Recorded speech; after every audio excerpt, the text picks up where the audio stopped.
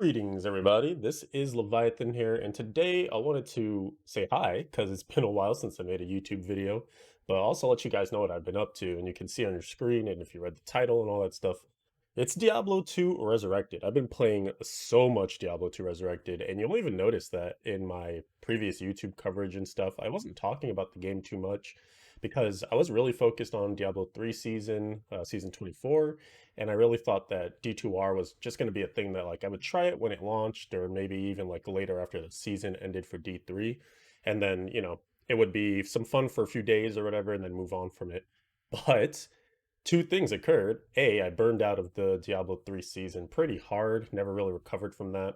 And then B, I just picked up D2R and remembered how much fun I used to have with Diablo 2.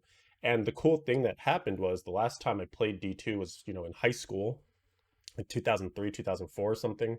And at that time, a lot of stuff hadn't occurred yet in the game. So like synergies had, I think, either just come out or about to come out when I stopped playing. Ubers and Diablo clone and things like that weren't in the game yet. New rune words weren't in the game yet. So I've actually been able to discover a lot of new stuff in this playthrough, and that's been amazing. And also, I had very limited play of classes and builds in the original time that I spent with D2. So I really only played a Magic Find Sork, doing Frozen Orb and Nova. I had a Whirlwind Barbarian, I believe, and then a Javazon and a Boazon back in the day. So, I really wanted to recapture the Javazon because that was something that we just haven't seen in the Diablo world in quite some time. Like D3 didn't have anything kind of equivalent to that. And then you always need a Magic Find Sorceress because teleport is insane. So I have one of those. And now I have my Smiter, which is kind of the coverage of today's video. Last night on stream, I did some Ubers, and it's the fourth time I ever did it. So, it's still relatively fresh for me. The first time I did it, it was an interesting scenario. I knew what was coming and what to expect because I had some friends kind of telling me how to make it work well, but I still had to actually go through the motions and I screwed it up pretty badly. But this video that's going to come after this kind of intro will showcase you kind of how my Ubers look these days and whatnot. And I figured since I don't go over the gear and stuff in that video, I would do it now and give you some ideas if you haven't played a Smiter before, Paladin. It's a super good build for Ubers in particular because they can get so tanky. Smite is insane because it doesn't miss, and that's a huge part of doing damage. And also can attack very quickly with it, so you can deliver a lot of crushing blow, which is how you take down very high HP targets in Diablo 2. And then there's just all sorts of other stuff you can do to make the Uber kills faster and faster. And I'll talk about some of those too. And also put a link in the video description to the guide that I kind of used as my template. Shout out to Mr. Llama who put that stuff together. So I'll start with the weapon. I have Grief now. I found a low earlier this week, which is a high rune. And so it's relatively rare, but I was able to get that. And I didn't actually have a phase blade, a 5 open socket one. I just had standard phase blades. There's a socketing recipe that you can do. And it'll give you any range of however many sockets are available for that item. So you can get 6, 5, 4, 3, 2, 1. When it comes to phase blades, I luckily got the 5. So low is insane. I mean, grief is insane. And you're looking at it, you're like, why? How? It's mainly that damage plus affix just adds damage. And the thing with Smite is that it's really hard to scale because not many things increase its damage, but this affix on Grief does. So with the combination of the attack speed to get more frames and just smite, smite, smite, smite, smite, and then the increased damage, Grief is an excellent weapon for Ubers and for smiting for the Paladin. There's some other benefits there too, but that's mainly what you're getting out of that. I have the G face, Gilom's face. This is just to get more crushing blow on our character. Also matching that with the other gloves in the set just to get that nice set bonus. But the reason I'm wearing them in general is because the increased attack speed, like I mentioned, just getting more attack speed so you can smite faster. There are breakpoints to smite, but I've been told that they basically don't really matter because you get a ton of attack speed from fanaticism, which is one of your auras that you use. So, you can get some attack speed on gloves and stuff. There's other options for gloves like Dracula's Grasp, which allows you to apply life tap. There are Laying of Hands, which are another attack speed oriented glove. So, there are lots of options. You can craft the blood gloves and get more crushing blow that way too. So definitely lots of things to look out for. In the helm spot, there are also options as well. Like every spot has tons of options. I should go back and talk about the weapon too. You can get a black rune word for your weapon, and that gives you a ton of crushing blow. So if you want to get to 100% crushing blow, and if you haven't found a low yet, which is usually the rune that kind of prevents people from making grief, then you can go with black, and that'd be huge for your crushing blow. You know, do 100%.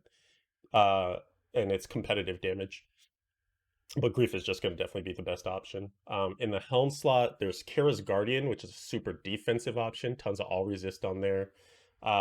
There's G-Face to get more crushing blow. I think those are probably like the two most sought after options. Kara's Guardian's a little harder to get because it's a unique tiara, but the G-Face drops all the time. For the amulet slot, Mara's Kaleidoscope is amazing. Lots of all resistance here. You can basically go with like any all resistance amulet or plus skill amulet if you've got one, like a High Lords or a Mara's, obviously, or just a rare one. Nothing too crazy there. The chest, there are tons of options. Enigma would be the best because that would actually allow you to teleport and speed up the Ubers, especially getting the organs in the beginning, which you'll see in the video. It takes me a little bit of time because I have to run around all the areas. But for this, I use Treachery and I actually just keep it on. What some people do, and the main thing that makes Treachery so good is that 5% chance to cast level 15 Fade. It gives you a bunch of resistances once it's on, and it lasts for like 8 minutes or something crazy, like 400 plus seconds. So it's a really long uptime once you proc it. And people would just go and like find an area where they can stand in some flame and just have the flames like do ticks, you know? And then eventually you'll proc your Fade, and then you can actually switch to a different armor and Fade will stay on you. And like I mentioned, it's such a long time that usually can go through the whole process of doing Ubers and all that and still have Fade the entire time. Then you would put on different armor. You could do like a Guardian Angel, Enigma, like I mentioned, but that's very hard to get because so many high runes in there. Um, Man, there's just tons of options. They're all mentioned in the guidance stuff too. But you know, Chains of Honor is probably going to be one of the better options as well. A very defensive piece there. The biggest, thing to do is to make sure you have all your resistances covered, and especially lightning, get it like super high, even max lightning, and then overcap it so that Mephisto's conviction aura doesn't destroy your lightning resistance because he does very heavy lightning damage to you. And that's why we're wearing the Thunder Gods as well. That's part of getting that lightning protection up.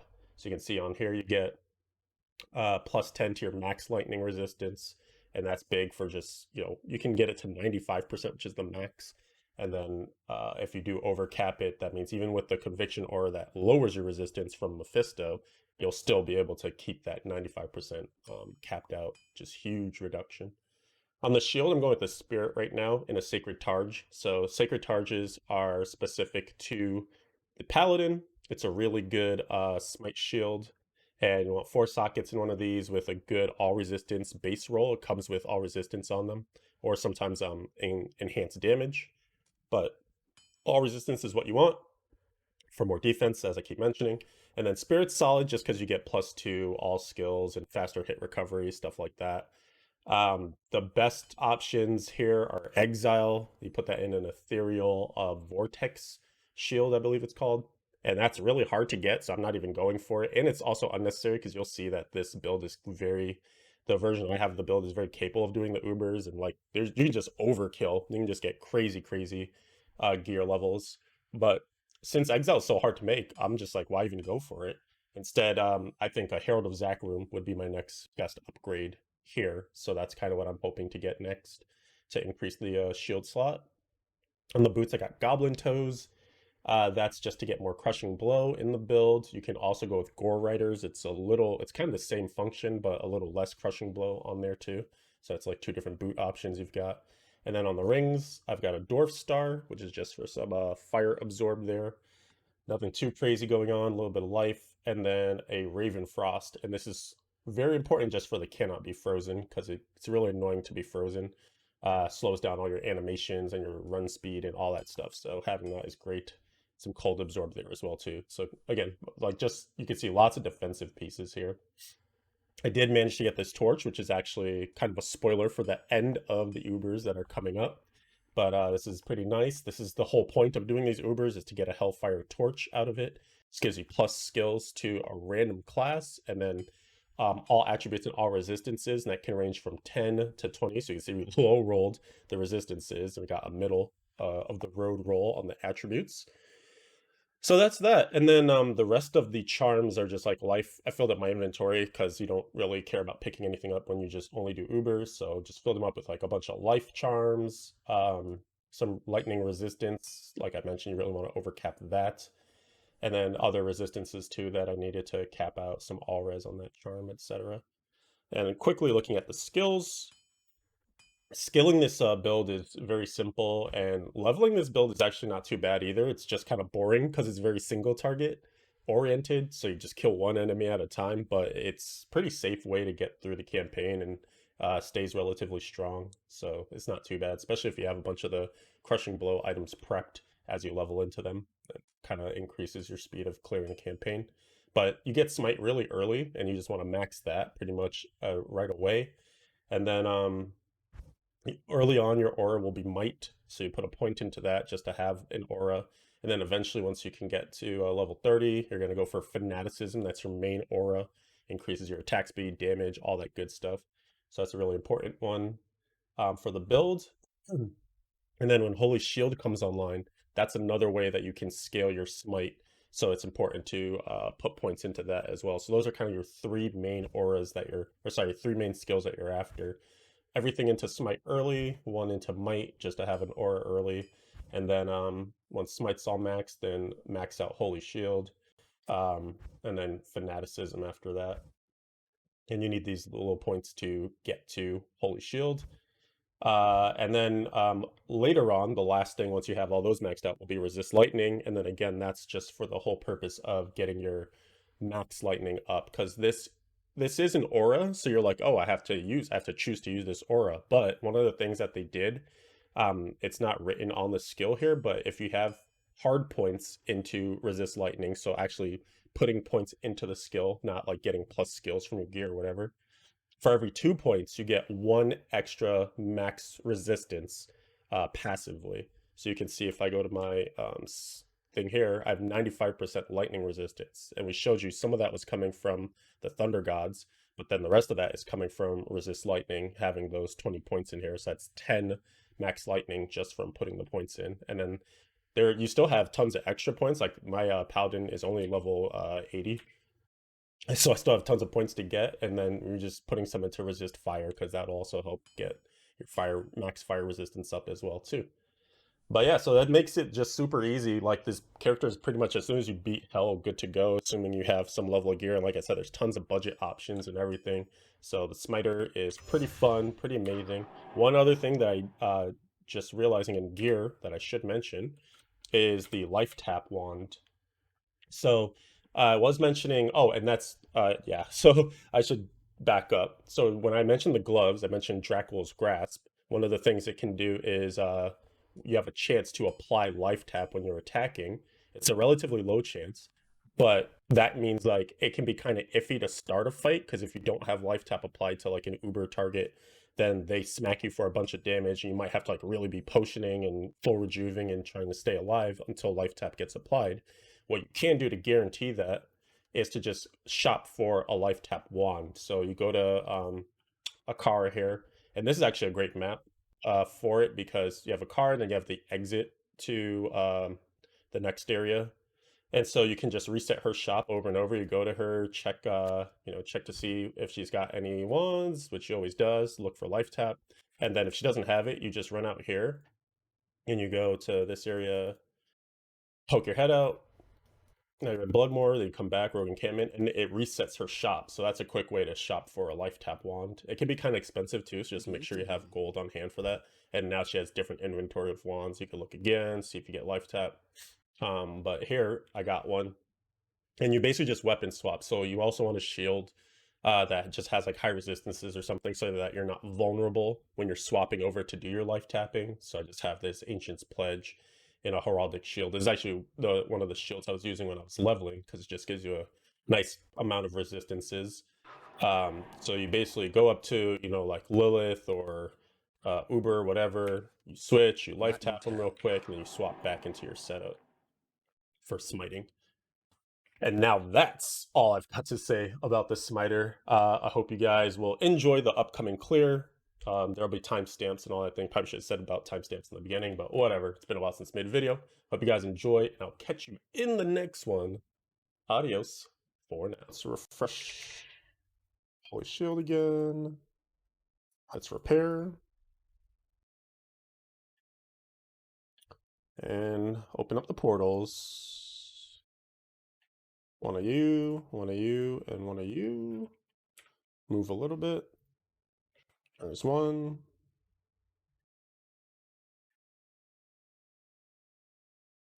So yeah, I'm just letting him use my other Amazon torch until he gets one of his own.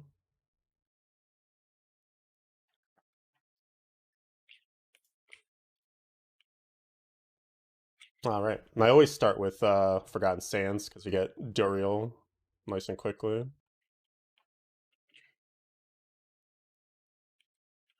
Sure, use life taps.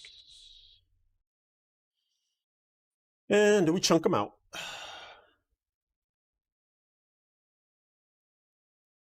This one's so easy. I wish they were all like this. Nice and easy to find. To go on a insane adventure. I'll save Lilith for last. So let's do Furnace of Pain then. Oh, we've procced Fade now.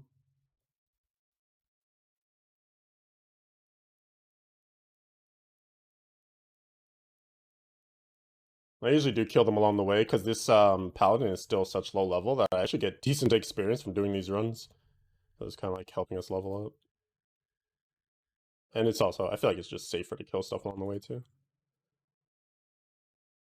Only things that are dangerous in these runs are the dudes that curse us. They can be pretty annoying.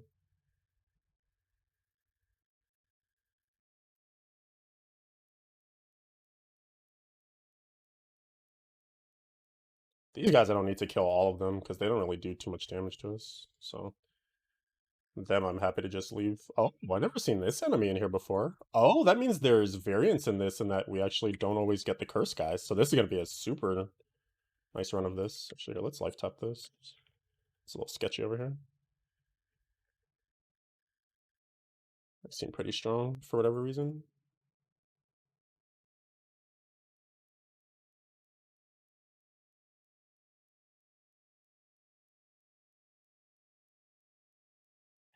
Got lots of charges, might as well use them.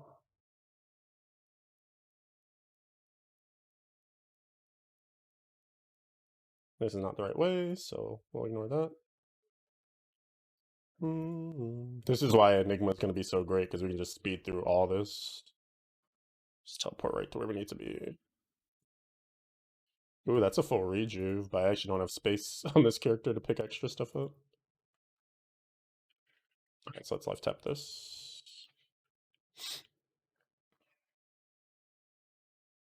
It's a little bit of a hot spot trying to get through.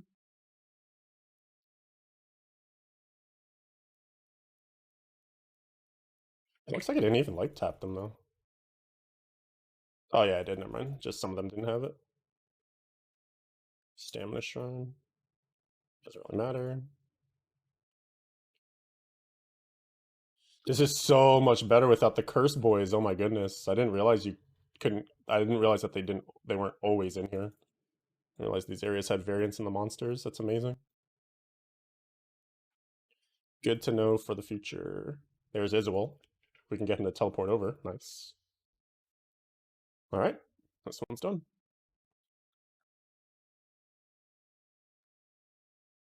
Woven on the coattails. Take the brain. And routes. This reminds me of the second area of Hades. Was the lava around the platforms? Oh, ran into it trying to dock 5 times. Dude, man, that's definitely one of the it's funny to hear you rage about it because that happens so many times, especially if you get runs where you're like super fast. If you get some of the movement speed increased ones, then oh my goodness, you'll run into the lava so much. Or if you have like a lot of skills that teleport you around, half the time you'll be chasing an enemy and end up in the freaking lava, man. So annoying. So I feel your pain. Have been there.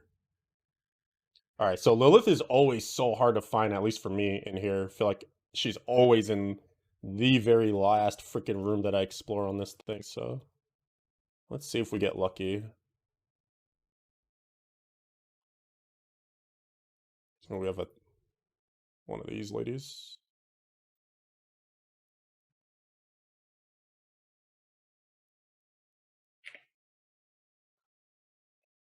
Clean this up a little bit. Pick up that Grand Charm because it could be good. Oh, here we go. The Harpies are the worst part of this. They just spam, as you can see. So I kind of have to do some crowd management.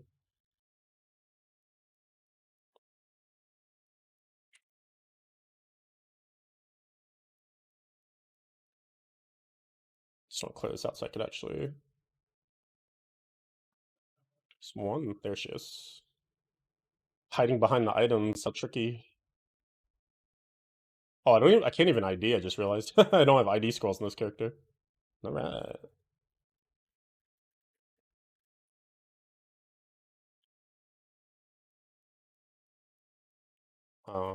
But the Harpies are bad for the same reason the other curse dudes are bad, because they put curses on you. And they really, really hurt. Alright, I'm just gonna take a full rejuve, because you're kind of slow to heal there.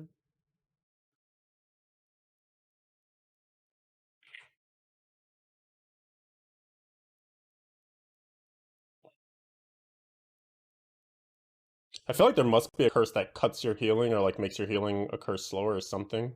So it feels like sometimes you hit a potion and it just does nothing. I'm not familiar with all the curses.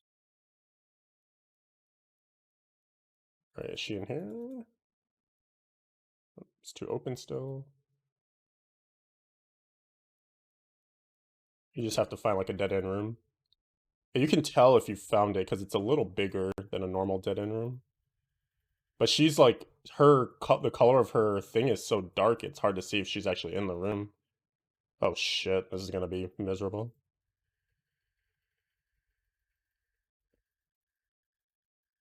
Like impossible to approach. Maybe if I life tap them, I'll just try to get in. Well, that works. She just flies over. Got her. Oh, we need lost potions, so might as well grab some.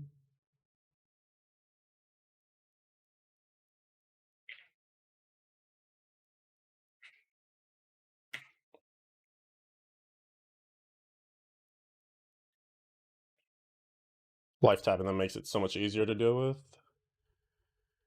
Just heal off of all the craziness. Okay. I feel like we're definitely getting better at this area though, which is good. It's not quite as slow. The first time I did this, I did it so slow because I just didn't want to die.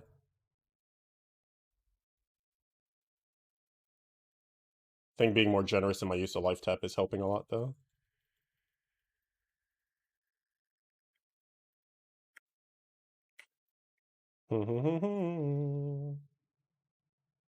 Use your resources.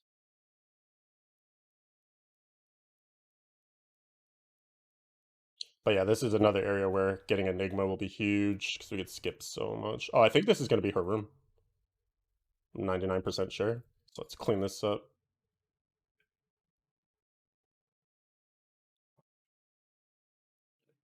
Chink, this is it. Yep, she's in there. And she's surrounded by friends, so... I actually haven't had that occur before. How are we going to deal with this? Wow, she's really surrounded by friends. There's an elite. And there's harpies in there. I need them to just kind of like come out. Oh, there's one. Okay. Yeah.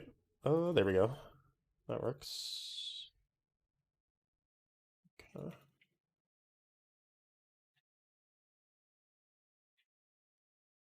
So this will take care of the archers. Then we gotta lure the harpies out. Or if we could just lure her out, that would be great too. Full rejuve. Um,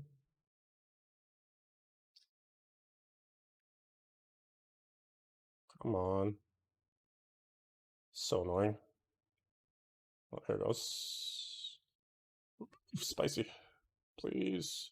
Walk up. There she is. Okay, cool. All right, run, run, run.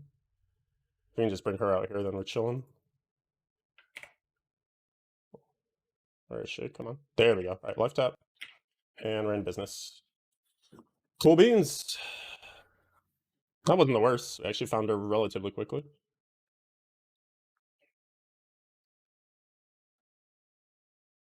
I don't care at all. Let's go right here so we stop getting hit by other stuff.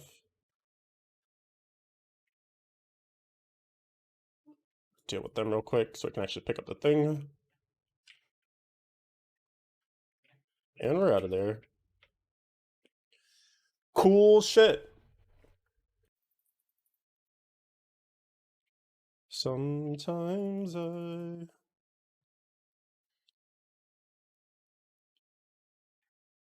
Let's repair. Make sure to take this Grand Charm out.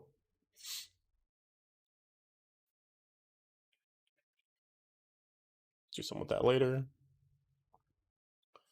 All right. We already are procced on Fade, so we're pretty much good to go. Just go in. Lure Mephisto.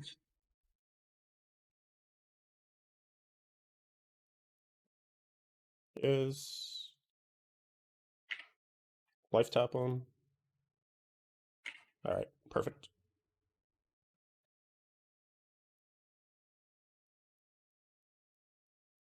Oh, didn't even have fanaticism. Wow.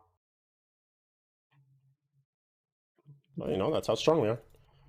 Clean up the riffraff here a little bit. I totally forgot to switch back to fanaticism. I just realized I should have refreshed Holy Shield too. Good thing I noticed kind of right away though, so. All right, next, let's go get Bale.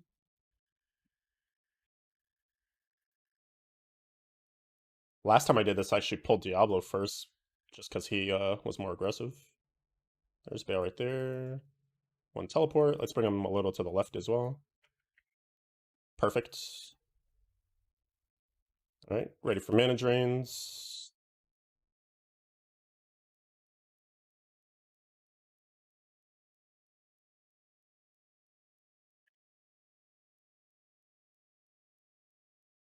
He is dead. Let's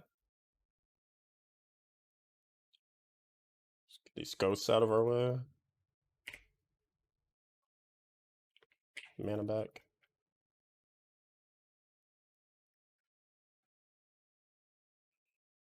These ghosts can be annoying because they can drain our mana while we're dealing with Diablo. Let's try to just pull Diablo south here. There he is.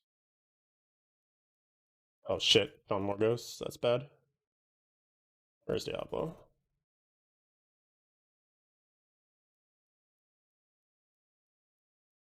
Ah shit, more ghosts. This again sketchy. Let me out. Alright, fuck it.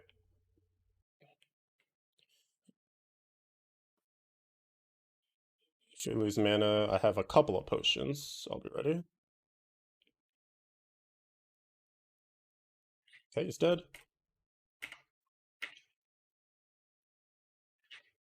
Love to weapon swap. There we go. I just need to fight my way out of here. There we go. Okay. Let's see if we can get that torch. This is the hardest part, is just dealing with all the extra enemies.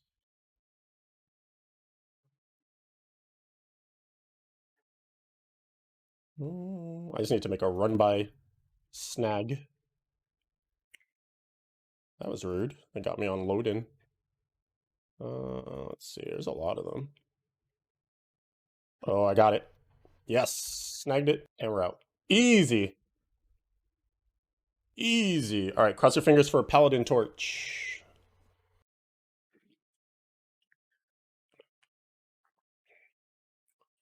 Paladin, Paladin, Paladin.